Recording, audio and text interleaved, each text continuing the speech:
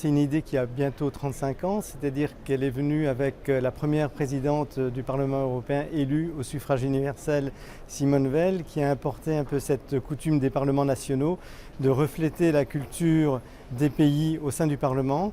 En plus, on a un Parlement multinational, donc les gens ne connaissent pas bien les cultures des uns et des autres. Et il a été donc décidé d'acquérir au fur et à mesure des œuvres représentatives de l'art contemporain des différents pays.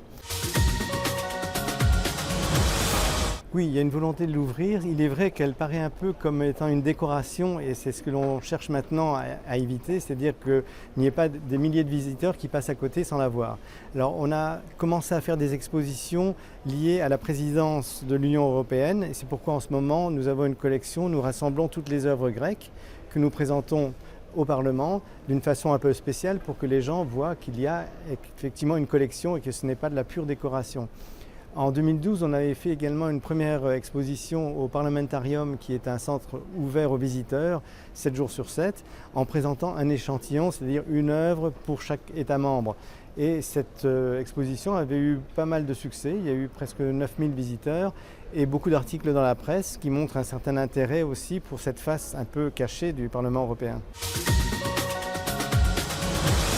Il y a quelques petits voyages prévus, mais ce qui est vrai, c'est qu'on essaie déjà de l'ouvrir à l'intérieur du Parlement. Et quand on voit le nombre de personnes qui visitent le Parlement, avec nos collègues qui assurent les visites, on essaie de les sensibiliser à la collection pour qu'elles attirent l'attention des visiteurs sur certains aspects de la collection.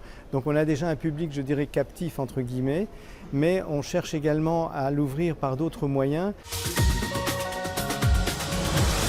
Cette année, c'est le 1200e anniversaire de la mort de Charlemagne et il y a tout un projet culturel soutenu d'ailleurs par la Commission dans plusieurs villes d'Europe avec des représentations artistiques et un musée belge, flamand, nous a demandé d'emprunter quelques œuvres pendant les 4 mois d'exposition, ce que nous allons probablement faire. Donc ça permettra d'assurer une visibilité à certaines œuvres un peu plus emblématiques de la collection. Il y a une grande partie, disons, tournée vers l'art contemporain et notamment des artistes contemporains, mais qui n'ont pas forcément une vision tout à fait moderne de l'art. Il peut y avoir aussi des représentations assez classiques et notre collection commence à dater également puisqu'elle reflète une grande partie des courants du XXe siècle, mais maintenant on s'oriente vers des courants plus contemporains. En revanche, on a également des donations. Donc pas seulement des acquisitions, mais des donations qui sont plus symboliques de l'intégration de l'Europe. Par exemple, une très belle statue que nous avons devant le Parlement à Strasbourg avec l'enlèvement de la déesse Europe, c'est à la fois un mix entre un mythe ancien et des matériaux très très modernes. Mais nous avons des pièces dans la collection qui datent déjà de plusieurs centaines d'années également.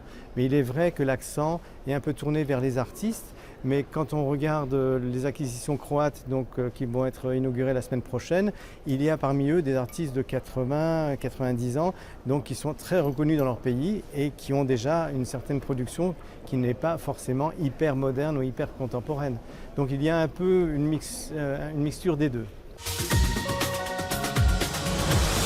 On s'appuie beaucoup sur des experts des musées nationaux. C'est-à-dire que comme les programmes ont été constitués pour refléter une certaine collection nationale, nos bureaux d'information dans les pays sélectionnent des experts qui sont des conservateurs de musées ou des critiques ou des galeristes ou autres qui font une première sélection.